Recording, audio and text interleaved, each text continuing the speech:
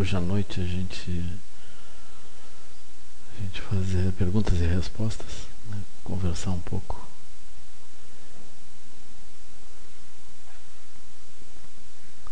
E a programação a Heloísa vai apresentar amanhã, né?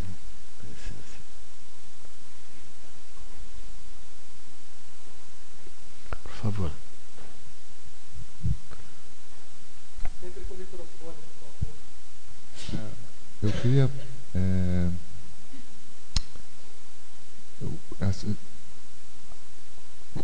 talvez seja um pouco fora desse contexto, mas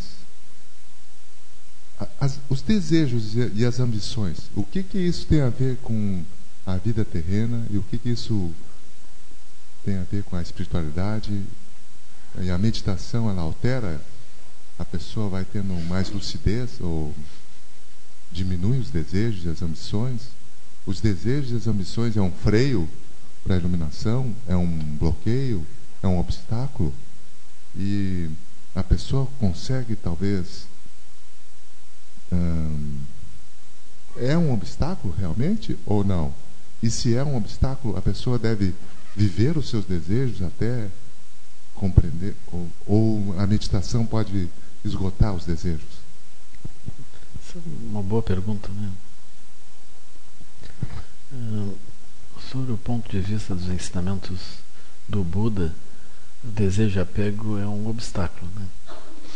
E, quando nós estudamos os 12 elos da originação dependente, nós vamos encontrar o surgimento disso, né?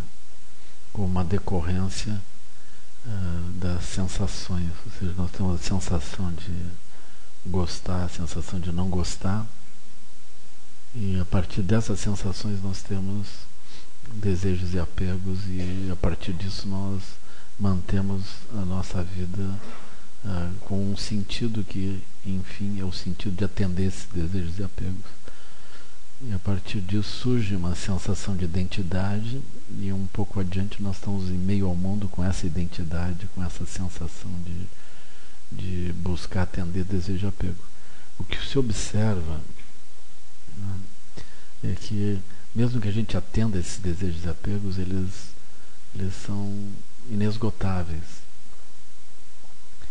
Também, a partir daquilo que a gente encontra como objeto de desejo e apego, a gente encontra o objeto, eventualmente mais adiante o objeto que nós aspiramos proximidade, ele se torna um problema para nós.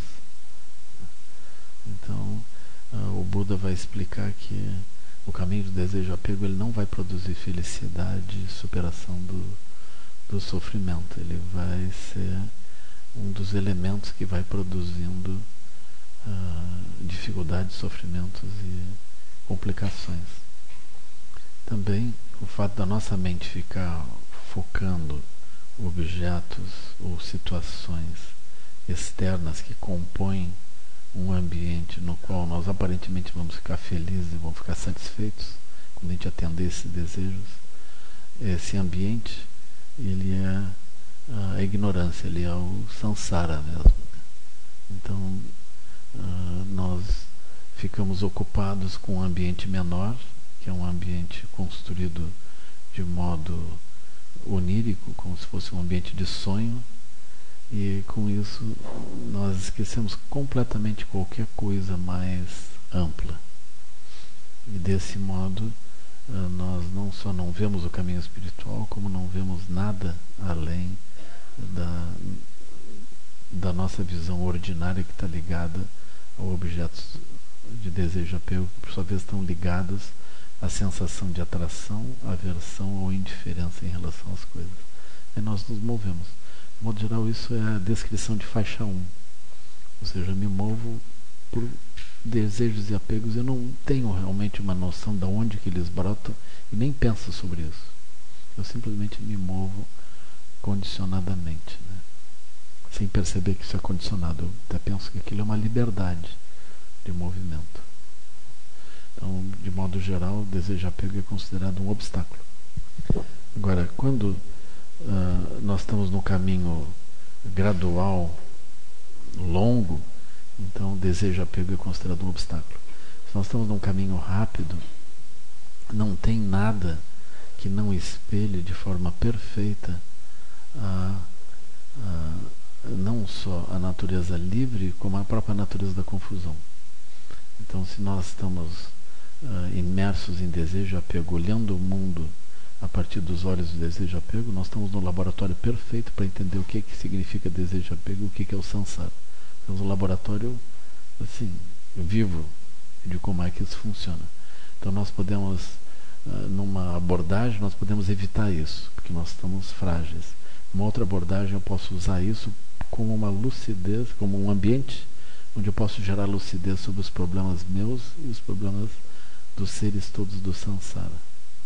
Numa abordagem mais sofisticada eu posso olhar como que brota desejo e apego, como que brotam os vários significados dos objetos separados de nós, aos quais eu desenvolvo atração ou aversão.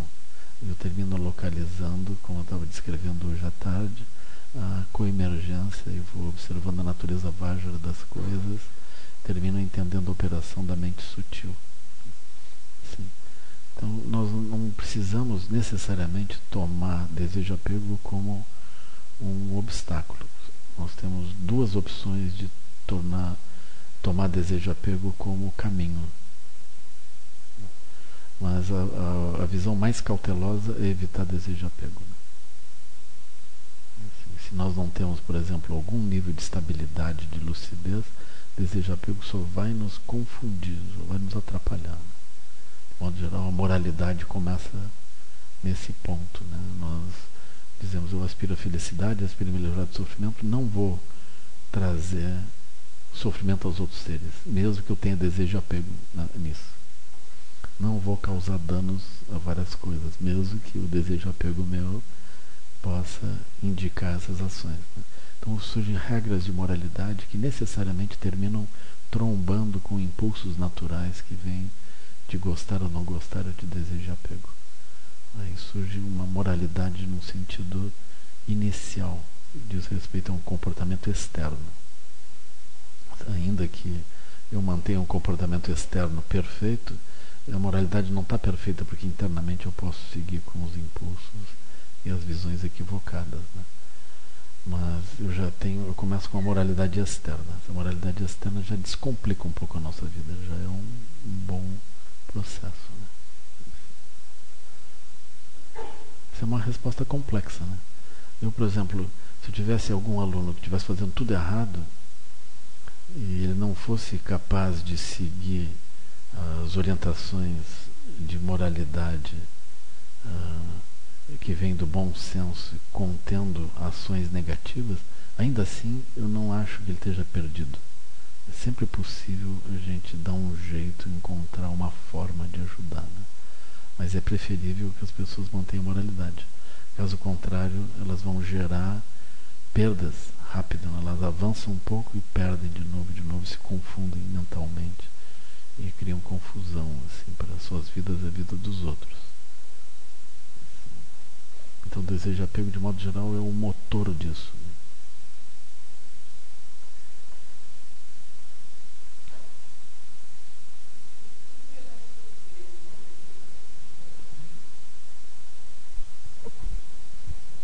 Para um ou outro aluno que tem confiança em mim, um ou outro, eu digo, não faça isso, não faça aquilo, é melhor.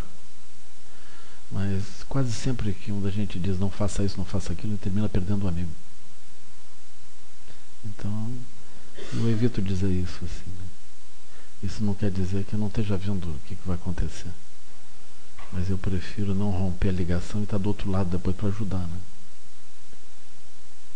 assim. E com relação, por exemplo, a um relacionamento humano, a pessoa que busca o caminho da iluminação, seguindo todos os métodos, todos os critérios, e nesse caminho ela encontra uma pessoa, se apaixona, passa a gostar dela. É um apego também, ela deve se afastar, ou ela consegue continuar esse caminho mesmo tendo um companheiro ou companheira que preencha um lado amoroso ou afetivo? Eu acho uma boa coisa ter um companheiro. Né? Algumas pessoas riem, né? É porque eu sempre digo, quando a vida está tranquila, arrume um namorado, né? É uma coisa assim. E eu acho que a gente tem essa capacidade de transformar um namorado ou namorada em um mestre, né? Então isso já está mais ou menos domínio público, é um software de domínio público aqui na Sangue, né? Como resolver isso, assim. Então essa é uma das primeiras coisas que a pessoa tem que aprender, né? Como lidar com isso, né? Às vezes, por exemplo, quando os praticantes são melhores um pouco, né? Ou eles estão pelo reino dos animais, né? Você diz um pouco assim, muita energia. Digo, olha, você precisa de um namorado, uma namorada, isso é melhor, assim, né? Mas aquela história do solitário, então, é só estar no papel. Solitário é melhor em retiro, assim, sabe? Porque eu acho que as relações, elas ensinam muito para as pessoas. Eu acho que são muito úteis. Também o aspecto onírico da relação, né? Por exemplo, uma pessoa vê uma coisa, o outro vê outra coisa. Então, no meio dos ensinamentos, é muito útil a gente ter esse laboratório doméstico, assim.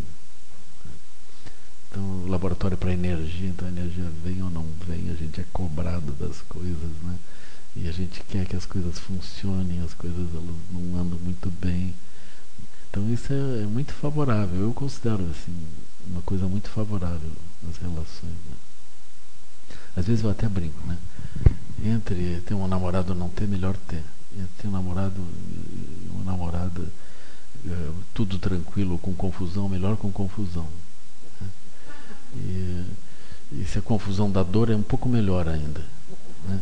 Porque aí a pessoa não para, ela dia e noite ela está olhando aquilo, termina pegando o Dharma e avançando rápido, assim. Esse é o plano secreto, né? E alguns alunos seguem exatamente isso que eu vou sugerindo, assim. Aquela confusão aparece mesmo. É bonito dizer.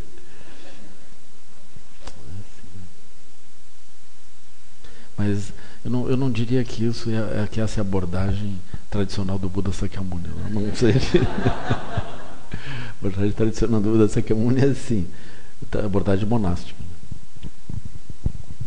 Esse é o ponto, né?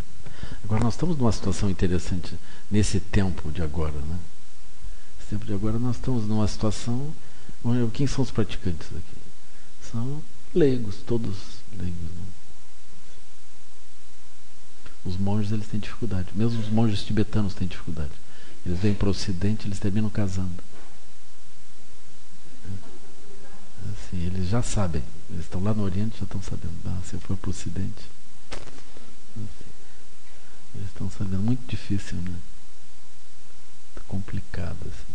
Não quer dizer que todos casem, não é isso. Mas surge esse ponto, assim. Lama. Não sei. Você sei. Veio mesmo, né? Vim. Que bom, bem-vinda. Pois é. Eu tenho consciência de que sou eu mesma que tenho que desenredar toda essa confusão que vem me acompanhando ao longo dos anos. Afinal de contas, 9 anos eu sendo estudante de Anisamba, tentando seguir a trilha do budismo, e ainda me deparo com N obstáculos. E às vezes eu me pergunto, poxa, será que são tão grandes assim que eu não consigo ultrapassá-los?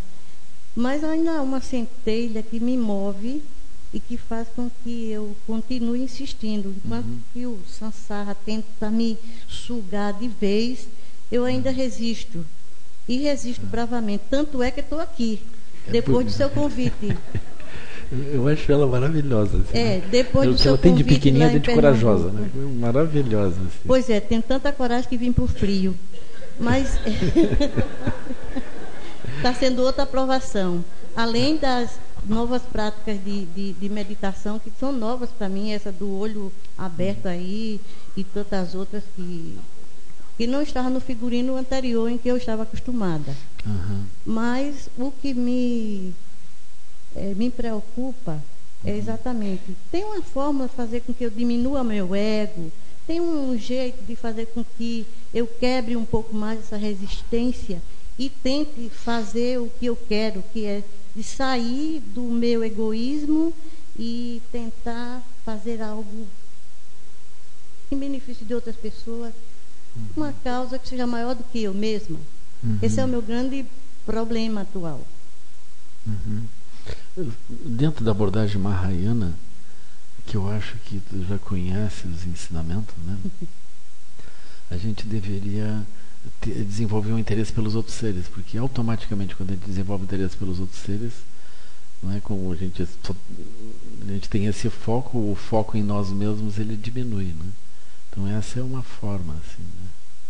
Agora, na abordagem de Vajrasattva, o interesse por si mesmo ele já é interessante, assim, não que a gente deva manter isso, mas ele é interessante para ser observado como é que ele é construído. Então eu acho que esse método ele é bom também. É um método complementar ao método tradicional Mahayana, onde a gente simplesmente desenvolve o interesse pelos outros seres. Aí seria assim, da onde que brota essa sensação de identidade em mim mesmo, né? Já que tem esse interesse desse modo, como é que brota essa operação de identidade que toma a minha mente? Onde é que brota? Então seria uma boa pergunta, assim, né? Numa outra linguagem, a gente vai encontrar outros mestres dizendo: quem sou eu? Repita essa pergunta para você mesmo: quem sou eu? Então, já que essa identidade ela aparece sempre, então vamos perguntar o que ela é, de onde é que ela vem, como é que é isso, né? Como é que ela surge? Se a gente tiver uma certa compreensão do budismo, a gente já sabe que todos esses aspectos são vazios. Então, como é que a gente vê o vazio disso, né? E por que mesmo que isso seja vazio, como é que isso retorna e a gente está sempre operando desse modo? Então, pode ser que esse seja um bom tema de meditação para ti, assim. Então tem respostas para essas coisas. As respostas podem ser oferecidas, mas às vezes é melhor a gente guardar a pergunta, né? E buscar um pouco isso, né? Então a minha sugestão para ti, assim como tu tem essa garra, né, essa força, é tentar localizar como é que essa identidade surge, como é que ela se mantém, como é que ela opera desse modo. Hoje à tarde, foi hoje à tarde nós estamos olhando a coemergência, né? A coemergência surge num certo momento a identidade. Então aquele é um bom ponto, assim, uma boa dica de como a identidade surge inseparável das várias coisas também, por coemergência, né? E nós estamos olhando também esse aspecto de energia, né? O aspecto de energia está intimamente ligado ao aspecto de identidade. Talvez tu possa tomar na abordagem de Vajrasattva, que é a mais corajosa, vamos dizer. A gente não escapa de nada, mas a gente pega aquilo mesmo que está nos obstaculizando, trazendo dificuldade, a gente toma aquilo mesmo como caminho e foca a lucidez daquilo. Porque o Dharma, ele tem essa capacidade, ele entra em qualquer área e ele dissolve aquilo. É como o Dorjadrolo, né? O devorador de demônios. Prajnaparamita é isso, Dorjadrolo. Aquela figura, assim, está bem pertinho ali de vocês, aqui nesse canto, cuidado. Então, esse devorador de demônios, né? Então, Dorjadrolo, ele vai produzir a dissolução desses demônios, o demônio da identidade, por exemplo. O demônio, e quando nós penetramos profundamente nisso, ele dissolve, né?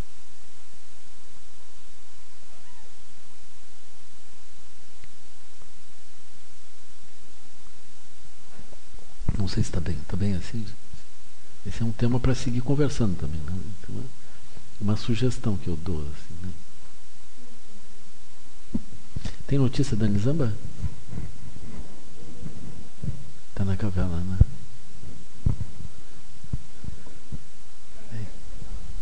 Como?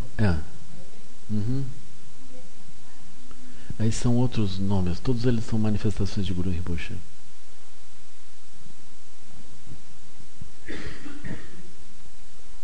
Lama, eu queria entender um pouco mais sobre a prática de hoje de tarde, alguma dificuldade, assim, a questão da identidade, quando eu estou se observando a coemergência, e o aspecto vazio e luminoso, se a gente simplesmente olha o aspecto vazio e luminoso ou fica esmiuçando isso, contemplando e vendo, isso é papel, é tinta, ou simplesmente olha ou contempla.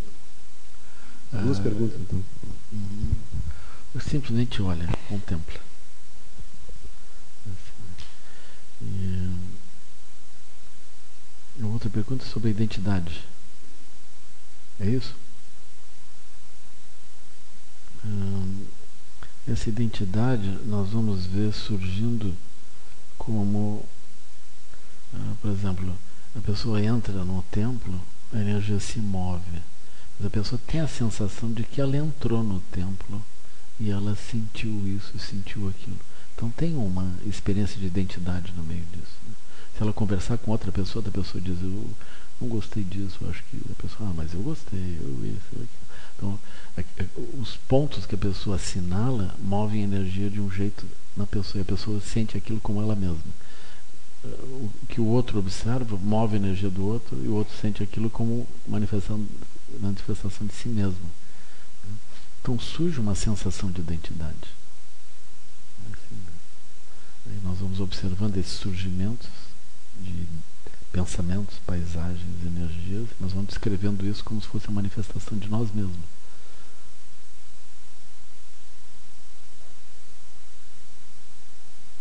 Aquilo que brilha mais parece mais satisfatório. Nos sentimos felizes se alguma coisa brilha mais.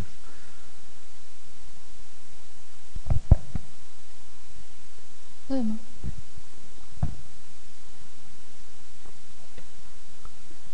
Ontem o senhor disse que as sementes kármicas precisam de circunstâncias para eclodir.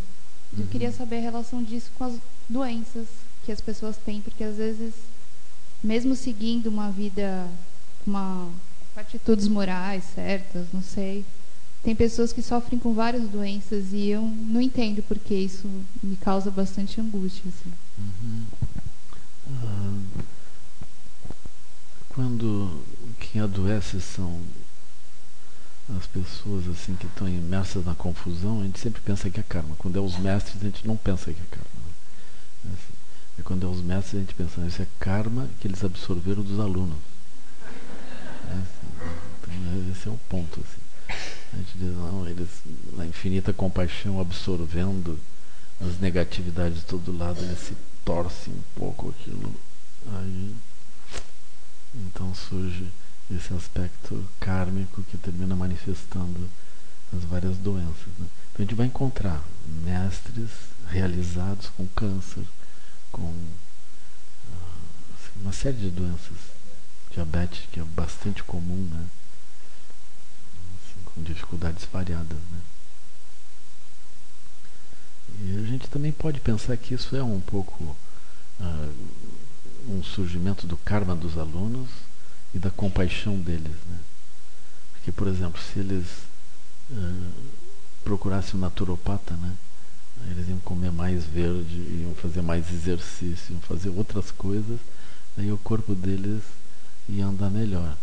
Eu vi o Nankarnorbo Rinpoche, teve uma certa época da vida dele que ele disse, olha, eu não dou ensinamento senão de um certo modo, assim, um certo ritmo de tempo.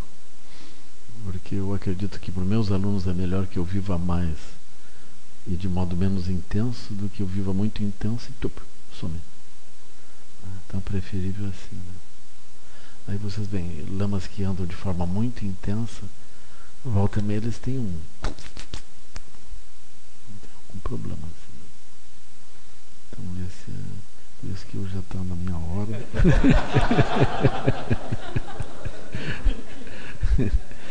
Assim.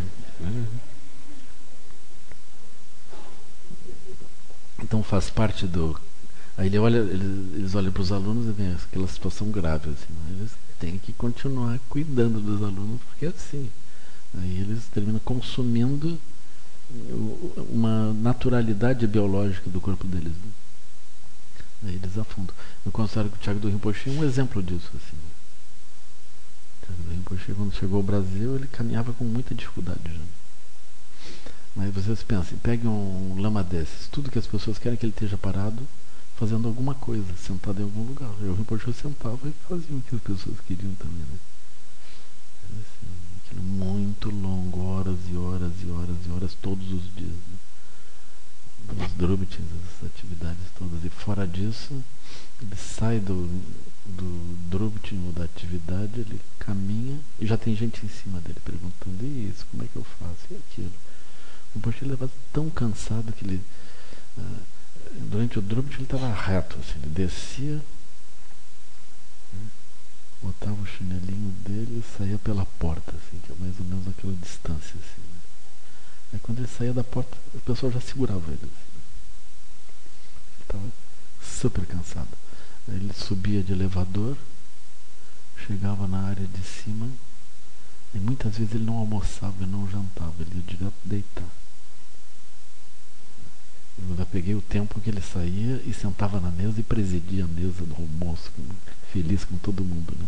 Mas eu também vi o tempo onde a energia dele já estava bem mais baixa, assim, né? Cansado mesmo, né? Rinpoche nasceu em 1930.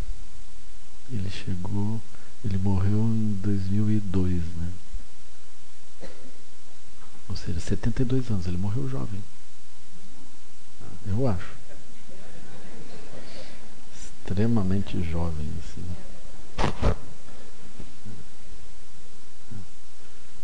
Mas o Brasil fez bem para ele, porque ele foi melhorando aqui. Quando ele chegou, ele veio muito mais doente, assim, ele foi melhorando.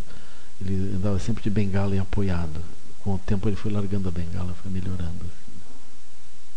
Isso foi muito impressionante. Aqui foi um tempo bom para ele.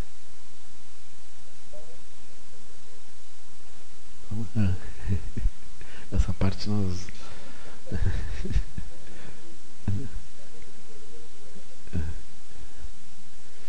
Rinpoche gostava, ele dizia que a carne tem que ter o osso, o nervo e a carne, né? Tem que ter tudo junto.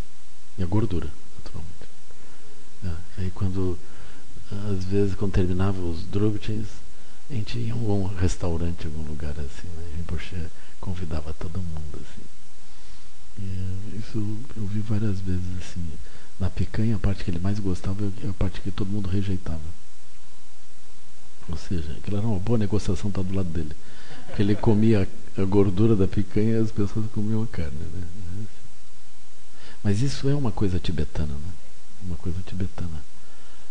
Eles dizem que os tibetanos, quando nascem os bebês, a primeira coisa é manteiga na boca. Porque vocês imaginem, um clima super frio, né? Eles precisam gerar calor, assim. Aquilo faz parte da cultura deles.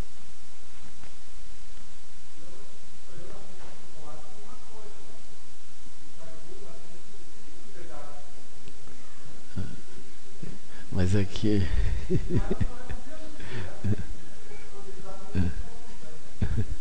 é verdade. O Rinpoche, ele experimentou tudo, assim. Ele também virou vegetariano, ele virou várias coisas, assim, por épocas, né? Então, de modo geral, ele acolhia o que as pessoas diziam. Ele foi mudando. Aí, com o tempo, as pessoas foram cada vez mais insistindo na alimentação dele. Ele foi mudando mesmo. Ele começou a comer, se tratar um pouco com a Ayurveda, né? Então eu via as pessoas clarificando manteiga, fazendo essas coisas assim. Aí ele usava fazer comida com farinha de cevada, manteiga, né? Assim, manteiga clarificada já. Então ele foi cuidando, ele foi melhorando, assim. Por isso que foi melhorando a saúde dele mesmo. Mas muitos lamas têm essa visão de que a saúde é regida pelo karma. Tipo, 100% pelo karma. E a gente não pode dizer que não, né? Porque o próprio hábito alimentar é um nível de karma, né? Aliás, é muito karma, né? O hábito alimentar. A forma como o próprio corpo processa aquilo, né? A gente quer trocar alimentação, não é uma coisa muito fácil. E aí a gente olha... Por exemplo, tem sempre aquele problema, né? Tem uma velhinha de 128 anos que fuma, bebe e está parado o tempo todo na frente da TV comendo bolacha. E além do mais, não engorda. Uma coisa inacreditável. Tem sempre um exemplo desse para estragar tudo. Né? Assim, fazer o quê, né?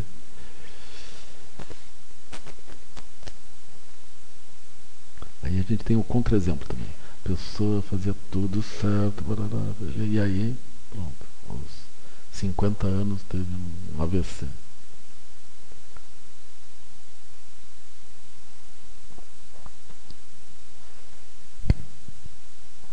Lama. O Lama poderia falar um pouco de quando, diante do sofrimento e da negatividade, brota uma desesperança, um desânimo, que eu não consigo identificar muito bem, porque tem vontade de ajudar e muitas vezes brota, eu vejo assim, que está relacionado a alguma questão que eu gostaria de defender da minha identidade, mas às vezes eu não consigo identificar isso e é consciente de que é uma paisagem, consegue ver como sair, inclusive, assim, consegue ver, tem muitos caminhos de mudar de paisagem, mas até por saber dessa construção, é como se fosse assim, se fosse fazer o roteiro do Prajnaparamita, em vez de sorrir diante da realidade Vajra, assim, você não sorri, assim. Eu não queria entender mais isso. É que esse sorriso, ele não diz respeito ao conteúdo, né? Ele diz respeito ao processo, como é que ele surge. Seria assim, vamos supor,